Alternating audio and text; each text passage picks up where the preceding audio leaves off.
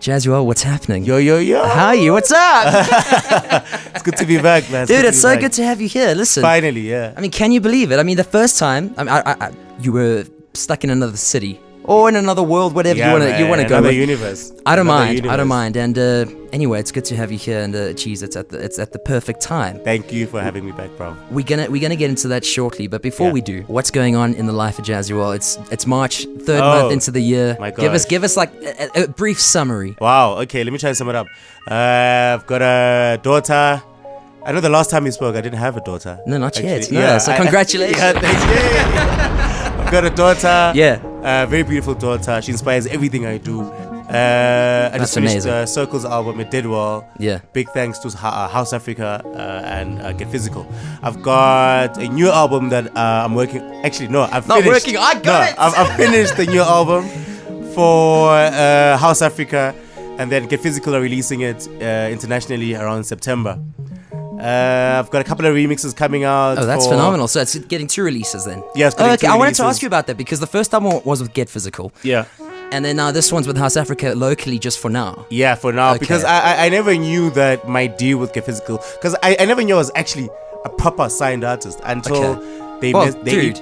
I never knew. And Come on! They emailed House Africa and they were like, no, this guy is actually an exclusive Get Physical artist, and we was don't this mind. after they started promoting the fact that this album was coming out? Yeah, because I haven't been talking with the guys in Berlin for like I think 5 months, 6 months. Okay, so I was like, let me just do my own thing. Yeah. I'll do another album for them next year. And they were like, no, we get first preference for everything. We've signed you. Here's the clause. And I was like, wow. Ooh. But it didn't get dramatic because man, I mean, they're pretty nice people. Do you know what I mean? And they were that's like, cool. And they gave House Africa a deal, and House Africa gets the South African This is release. the thing, hey, these contracts, You never look you've got to because- go with them with a fine-tooth comb, and Yeah, it's just bro. a nightmare. Yeah. But listen, the bottom line is that you've got to deal with Get Physical Yeah. for the next couple of releases, which is it phenomenal. keeps me relevant And you can release this for now. Exactly. So I don't mind, man. I'm actually good. You know, I'm pretty close with most of the guys in the label at Get Physical. So yeah, it's good for me in terms of release wise. And then I've got a couple of remixes coming out for Kid Funk and D Malice. Wicked. And then I've got a remix coming out. Just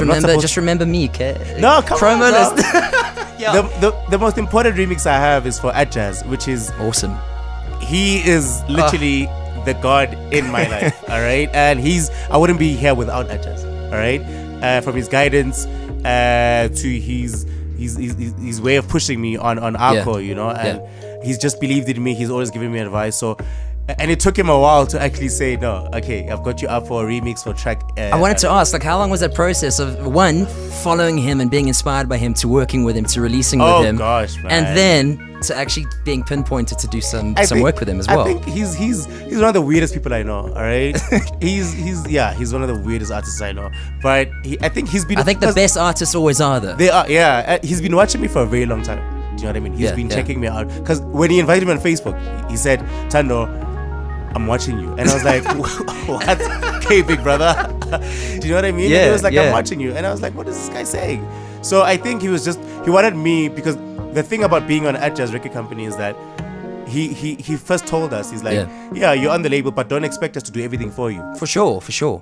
Which is a good thing in a way. Use the brand to push yourself. Correct. Do you know what I mean? Yeah. But we're not gonna babysit you and spoon feed you and whatnot. You know what I mean? You have to be there and push yourself. And I think a lot of artists in South Africa forget that. You know? They want people to give them. Well, this is the thing. There's so much expectation too much of the time. You know that you get signed to a record label and you have this expectation that you need level 10 fame by sitting at home watching bills come in. That it doesn't work like that. Not in this digital age. Yeah, not not at all. You can't sleep when you're tired. You need to push forward. And you know, because I wasn't really working that much when I did the Circles. I mean, I did, but it took me like 2 years to finish it. To put together the whole album. Yeah, Circles. Wow. The baby has been my muse. Yeah. Do you know what I mean? So like it's so intense. Like track one. Bro, the first track on the album is named after the baby. Yes, I thought so. I mean, it was a stupid question if I were to ask it, but I assumed that was. It's like baby, it was so natural. I was like, no, I'm naming it after the baby. That's beautiful. And I've got a track, sample though, of man, and it means a lot to me. And she's pushed me. I did the second album in like a week. From start to finish. From start every day. What? No way. I'm telling you, every day I announced it on Facebook and I said, guys, I'm posting a sample. There are 12 tracks. I'm telling you, every day I did the whole track. And I was like, I did the whole album. Wow, dude, that is insane. I said, I posted every sample on Instagram every day, and some of the tracks I posted live while I was doing them, and I posted at like 4 a.m. while I'm starting, and I'd post at 7 p.m. when I'm finished. Jeez. And I won't lie to you, it takes a lot out of you. But I wanted to ask, what keeps you going? Like coffee, Red Bull, sugar? No, nothing. Just not even water, bro. Like just actually, locked into studio and focus. I think when you have something that pushes you, blindly, like it deeper than anything, then you can do anything. You don't feel the fatigue. Absolutely, because now I'm being pushed by my vision. Do you know what I mean? Of where I want to be, where I want her to see me in the future. So nothing can taint that. Even if I'm feeling like I'm drowsy or whatnot, because every time I look at her picture or a video of her playing, I'm like, okay, no, I need to wake up. Hey, you gotta go. Do you know what I mean? So she's a blessing. It's a hell of a journey ahead of you, but it's also one that you'll never be able to relive. Exactly, bro. That is amazing. And the thing is, she's like, the inspiration she gives me, it'll never die, because seeing her grow up is just like my inspiration. Do you know what I mean? And you being there every step of the way, and listen, at the same time watching your brand and yourself grow. Exactly, bro. Okay, so listen. Firstly, tell me about the brand new album. For me, you know what the thing is, you know, like when last time I had a chat with you, I'm like, okay, listen, I like this track. Yeah. But this album from start to finish, I mean, I think I only got it this morning, and I put it on, listened to the whole. It's like this Balearic symphony of electronica. It's so different, but still so you. You know, I could hear it a mile away, and it's like jazz. Yeah. No, seriously, like phenomenal. But the thing is, you've got such a signature sound. And even though each track's so different, so musical, there's always that little element that comes through, which is your trademark, which is phenomenal. Because so many people get lost in the fact that they need to sell out and try and create a track that is different. And but if you have a sound which is you, unlike anyone else, that's the most amazing thing for me, at least, to see an artist do that. You got something that no one can do. Exactly. I mean, they can if they want to, but no one can be you entirely. You know what I mean? Because I find you will inspire someone. I know there's. I mean, I'm gonna say this on air, but I know. Do it, go. There's a few cats that sound like me, and some. Yeah. I mean, some. You know, I take it. You know, my lady once always said that. You know what? Calm down. Just calm down. You know, pull up your socks. It doesn't mean that they're trying to copy you. Take it as a compliment. You know? Yes. But also, I mean, I don't know. Like it also, some of them, you know, the best artists in the world steal something. From the best artists in the world. Yeah. But I think there's nothing wrong with borrowing. But it's what you do with that idea and manipulate it to be your own, for sure. You know what I mean? You shouldn't duplicate it completely and literally be that person. Of course you should take the best of what you can from whatever you're listening to and turn it into something else. You know what I mean? And that's how it is, man. At least that's what I think. And also, that's key. You know, like, the thing is, I mean, there's so much music, and especially with the digital age, you know, I always like to ask artists as a whole, like, how do you find pushing through in this industry and being a producer in South Africa in the digital age? How do you find that journey? Because back in the day, you were made if you were signed to a specific label and you were put on record and it was shipped around the world. Now there's so much choice for people. Exactly. I mean, I think that's a hell of a journey. I was telling a friend of mine also on the new album, on the new compilation House Africa, Cat. He's got one of the CDs there as well, and I was telling him, you can't sit down and chill out for too long in the scene. Do you know what I mean? And of course not. The minute you drop off the face of the earth, that's it. There's and you got to start again from scratch. The music industry in South Africa, the music industry everywhere actually around the world, is very unforgiving if you sleep too much. Absolutely. If you go, I see a lot of artists from back in the day or whatnot. I mean, not from back in the day, but that were big back in the day. And they're coming out with albums, and they literally just get side-eyed because people have moved on, and the industry, the electronic music industry, is so unforgiving. If you step off for a bit, even for a bit, and it's just another thing, that little while, you know, you get taken off. And you know, it's what my lady always says to me. She's like, "You're a machine. You're never stopping this work. You can't. Like, I can't because it's that drive that keeps you going because you can't. You know, and the other thing is that I'm also very competitive. I'm very competitive. Also, when I hear which is a good thing, hey? Yeah, man. And the level of electronic music right now, especially deep house, as like cats are competing internationally. I can't hear the difference anymore. Do you know what I mean? In fact, which is phenomenal because there used to be a clear indication of what was local, what was international. Now, so many times I'll put on a mix and I'll ask guys, okay, what was this track? What was this track? Assuming it's international and it's not. It's local, bruv. And to compete with that, you always need to reinvent yourself. For sure. That's why in the new album, do you know what I mean? No, absolutely. So you always have to be a step ahead. Yeah. And make sure you're a step ahead. Yeah. And make sure when you have an interview and whatnot, these kids are going crazy. Exactly. A step ahead of yourself and evolve at the same time. Exactly. It's You know what crazy. I mean? Because I featured some new cats on the album as well. And it would have been... I see Lars was back on there. Yeah, Lars is back on there as well. I must say, I just saw the hype with the Johnny Miller track. That was crazy. Unbelievable. Wow, like that was insane actually, man. I didn't expect, because I think I've listened to the album more than 50 times at home. Yeah. Because I'm so selfish with music. Because I finished it. Okay, tell me this. Yeah. How many tracks were there to begin with? And you like cut it down to 30-something. 12.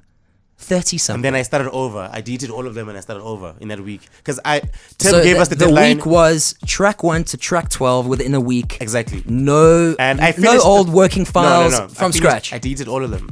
There's only one track on there actually. Yeah. Sorry. There's actually one track on there called Undercurrents. Okay. That was released, I think 6 years ago. When I was still unknown in the scene, and I released it on a label that was mine actually, that I started. Wow. And I was so stubborn to get into the scene that I actually Googled everything. I went to Google because I was so driven, man. I went to Google, and I Googled on how to start a label, how to get a distributor, how to mix and master my own tunes. Yeah. And I mixed. That was the only track that I've ever mixed and mastered myself. And I sent it to the distributor, and I actually designed it on Photoshop, the JPEG, and I sent it, and they were like, "Cool, there's a release." And that's it. And that's it. You're And I was kidding. like, That's amazing. That's what That's it good. took. Do you know what I mean? And because it didn't get a proper release, I told House Africa, you know what? This deserves to be seen and be heard on a national level. No doubt. And the fact that it was done by, I mean, it's sentimental to you as well, surely, because it was a track that you worked on from scratch. You did everything. I was struggling from label then. to releasing, mastering, artwork. That's a full journey, just that track in its own. Because I remember calling a friend of mine, because I used to study at Soul Candy in Cape Town. Yeah. You know? And there's a mate. I mean, I failed though. Don't worry. Oh, you failed. Yeah, I know. Oh, rubbish. I'm not gonna name. You know what? I take that as, listen, you just don't want to be constricted by any rules, because when you're free, look at what you've done. Listen, I don't want to. You don't say the word fail. No, but you know what happened? Do you know what happened? I remember. I'm not gonna name him because he's also a producer. I can't really? name him. Yeah. Okay. One of the lectures. Tell me your fair. No. One of the lectures there said. I remember the last thing he said to me. Sure. He said, "You'll never make it in this industry. No, you can't focus." That's the best motivation Do you know anybody what I mean? could give to anybody. And do you know what's crazy? I remember being in Barcelona with the Get Physical team, and we're playing a label night, and he came up there and he said, "I'm looking for Jazzuelle," you know, and he didn't know it was me, you know. And I remember the label manager showed him, and he was like, "No, this is Jazz." And he saw me, and he was like, "What? And I was like, "Yeah." Oh, I love it. It was like the best moment of my life. I was like, that is just man, that's priceless. I want to tell people, but no one can tell you, no one can control your dream. Yeah. No one can tell you what to do. For you sure. know what I mean? You need to. People will tell you, yo, you won't make it. I remember when I moved to Joburg, for instance, someone that was guiding me a lot in Cape Town said, "You're not gonna make it." I went there, and it never happened to me. And I came back, and because I came to Joburg once.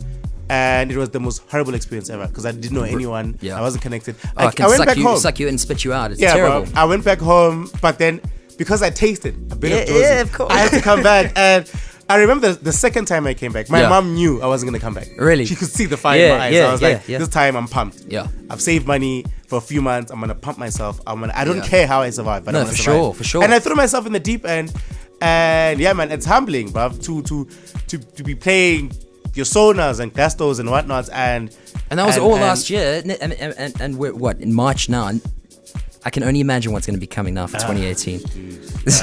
But no, that's such an amazing and inspiring story to be able to go like this. I should write a book, man. You should. Like what? Do chapters 1 to 8 now, and then do you know what I mean? And then forget and then build it, and then like catch up. I'm telling you, I should write a book. What do you think the one thing in this industry needs to change? I mean, I can imagine what you're gonna say, but I'd love to hear. But what's the one thing you'd want to change in this industry? I don't know. I think I'm one of the few artists that stay away from a lot of industry politics, man. I see them. I see them a lot. But like this show should be called The Politics of Dance, essentially, because every time I speak to artists, I get into like what's the one thing that would change, and that always comes back to the fact that people don't help one another, and everybody's always down towards whoever's around you, because you want to. People generally do. They step on one another. It's always a competition. Yeah, that's why it's called the jungle, bro. Like, it is. Yeah, it's not. I think people also don't want to be replaced by anyone. Of course, everybody has this feeling of, oh my god, I can't become. I don't want to be off top of mind, you know, I don't want to become relevant. Yeah, so I think, I mean, I don't mind. I'm pushing 2 or 3 artists. Yeah, that, I mean, they're known in the niche kind of like scene in South Africa, but I want to push them out more. That's why I put them on the album. Yeah. And also Funk put one of them on the album for sure.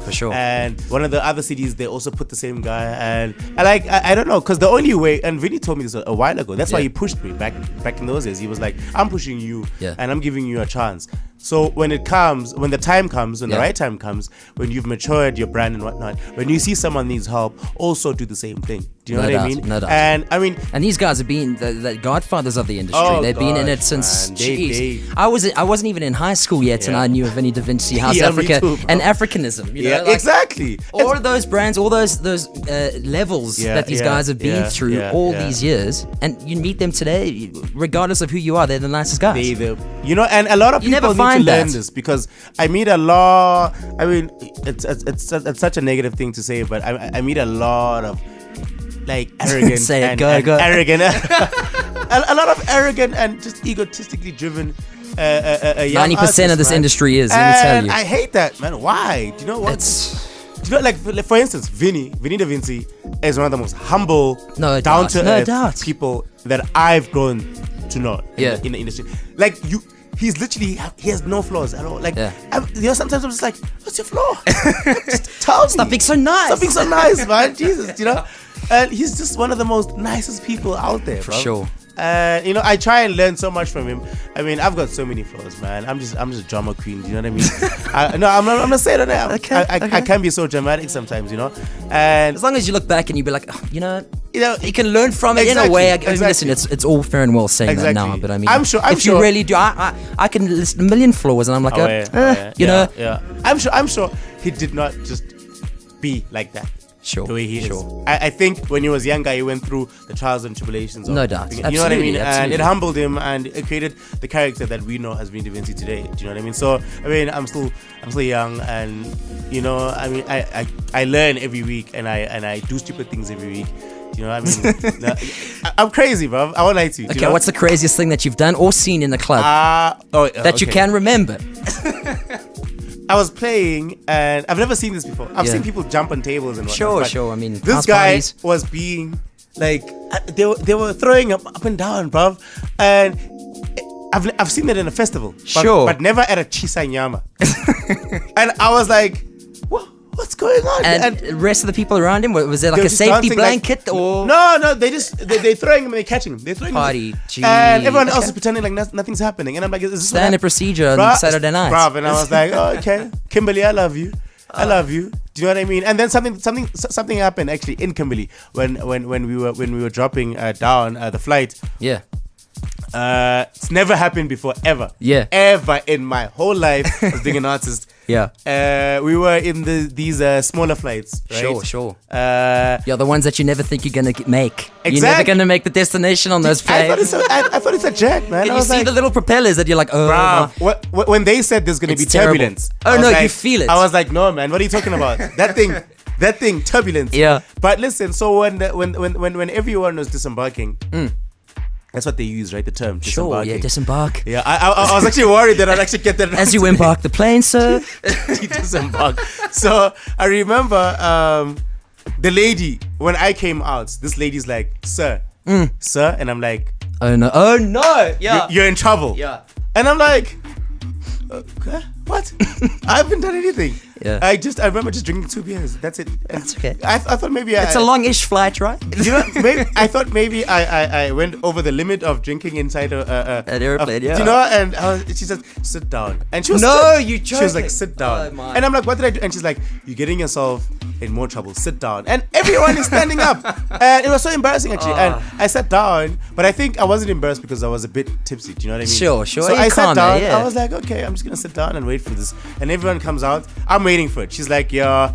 And she's on the phone. She's like, we found this airport. in your bag. Like, no, she's like, airport security. They didn't. How could they do this to you? And I'm freaking out.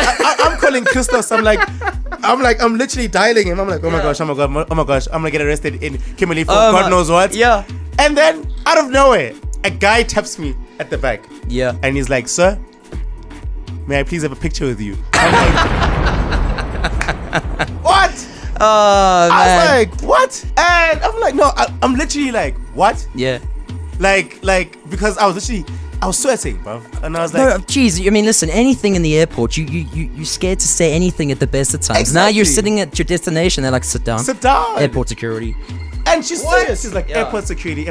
Come on. And he comes and he's like, can I have a picture with you? And I was like, But it was amazing. also one of the most humbling experiences ever. I've never had that ever in my life, bro. And I told them, this is so crazy. It actually made me love Kimberley instantly, bro. Like, I think when that moment happened, I was like, okay, now I love Kimberley. I don't care what happens even at the gig, but just because that happened, it set you up for the most amazing journey there. Yeah. Favorite city, Kimberley. Hands down now. Stupid question. Yeah, I can't even say Cape Town. That's my hometown. So I would have said Cape Town. Listen, Cape Town's beautiful, but if you live there, I always say, I always wonder. I mean, surely the novelty of it wears off living there. Oh yeah. Like people, I don't see it the way. I mean, I go down there December or twice a year, and I'm like, oh my god, I could live here. And then when you're there, I'm pretty sure it's just like, like there's the mountain. Oh, that's exactly. It's like what? I think the only thing I get back for is probably the beach, man. Sure. Because the only thing I hate about Jersey is that there's no beach. Yeah. Because I grew up next to a beach. Do you know what I mean? And just that smell of when you wake up. Yeah, no, there's a freshness that you can't get here. Here you wake up and you start coughing. Bro, because I do it a lot here. When I wake up, I mean, I always think it's gonna come out of the pool, do you know? And I'm like, and it's never there. And if it is, it's acidity to the max of chlorine. Exactly. No, it's terrible. Exactly. Yeah, I know what you mean, man. But yeah, man, I think the most amazing things about being an artist is all these things that happen when you least expect them. Exactly. You know what I mean? I think for me, those smaller, crazy details. Never mind the gigs and people going crazy or playing for 10,000 people, but just those funny moments that no one sees. And it's the positions that you put in because of those gigs that no one sees. Exactly. Yeah, it's like you can be on an airplane to Kimberley. Exactly that. It's not showcased at your gig in front of 2,000, 3,000 people. Exactly. Yeah, bro. Totally agree with you. Start the book, Jazz. I'm telling you. I am telling you. I'm writing a book. Oh, I don't care. Okay, I still want to hear your mix. Okay, we've been rambling on here, but I want to hear about Sonar, Barcelona. Sonar was the most amazing experience of my life, man. I saw Black Coffee there actually. And I think he was playing later, and my manager was like, "Hey, look who's there," and I'm like, "I can't see." Yeah. And as he came closer, I was like, "Oh, is that?" Yeah. And he came and he shook my hand, man, and I was like, I was so nervous, man. I ended up doing other effects. And I was like, but I mean, overcompensate? No, you don't have to. Exactly, but yeah, of course, I get you. But the experience but I remember the craziest thing that happened in Barcelona, because I remember I played a gig at some rooftop before Sonar. Sure. And before that, I lost my bag. Oh, I took because I was nervous. I took the wrong bag at the airport, and because I was so nervous and didn't care, I literally got to the hotel. And I knew this wasn't my bag, you know, but I literally opened the bag and just took a t-shirt and actually wore it. And actually walked out. Because I was so stressed. Forget it. I'm not dealing with this right now. Exactly, bro. Because my manager was like, they're calling you for your first gig. Goodness. And I was like, let me just go then. Let me just go. Just deal with this later. Pause. Glasgow was, you can't compare them. I was just going to say, Spanish different worlds. Spanish people are amazing. Yeah. They party. And they're the most friendliest people I've met so far being in Europe. Yeah.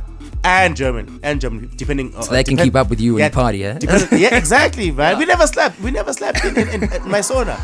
I was with the Rebel Music Academy team, and there were like 20 of them. Chaos. They probably stayed up because I was there. They were trying to give me a good time, you know? No doubt. Oh, jeez. I remember us bet you they had a good time because of you. Exactly. And I remember we were getting lost taking a train.